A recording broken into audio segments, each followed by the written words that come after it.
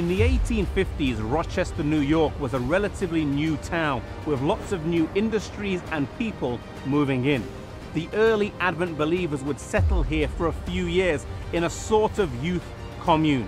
A house was procured for the rent of $175 a year on what is now 491 Mount Hope Avenue.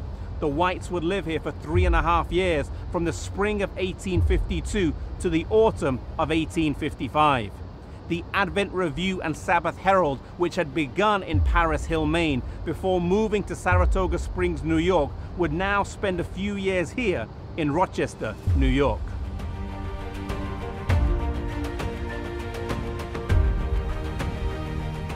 It was here in Rochester, New York, that the Adventists would purchase their first printing press, an original Washington hand press.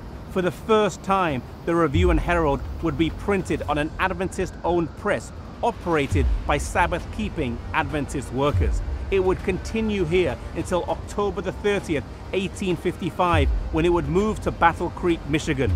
The years here in Rochester, though, were filled with sacrifice and dedication.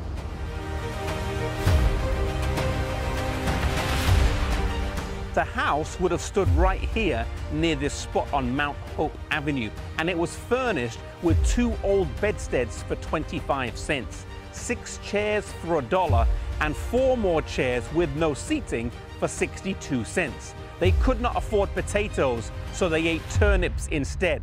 Butter was expensive, and so they used fruit sauce, and beans were a regular part of their diet. The workers, mainly in their teens and 20s, worked for little more than their room, their food, and their clothing. And about 12 of them at any one time would live in the Whites' home along with the printing press, working long hours into the evening, often till midnight, and sometimes all through the night. They cheerfully set about their task of spreading the message via publications.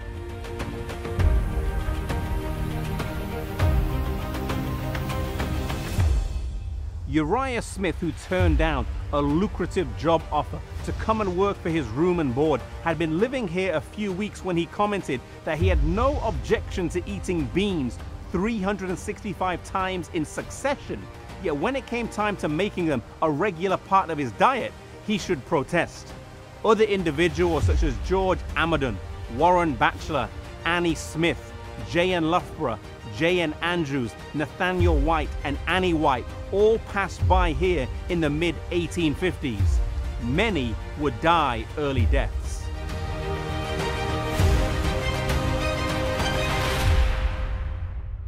Here the workers labored faithfully without all the tools that would have made their work easier. When the first books were printed, they used a shoemaker's awl to perforate the backs. The sisters then used a needle and thread to stitch the books together, and then a straight edge and penknife were used to trim and cut the edges. There was no folding machine, and this had to be done by hand as well. The covers were then pasted on before they were wrapped and packed and sent out.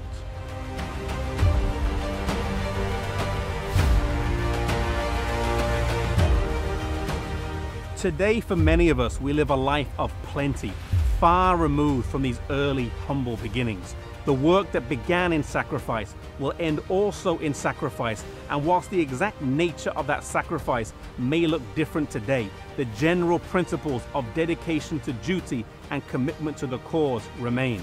Today we have perhaps more resources than at any other time in history, and access to information and technology that we did not have in years gone by, that make the spread of the gospel much easier. Let us not act lethargically, but may the energy and enthusiasm of these past pioneers motivate and inspire us today.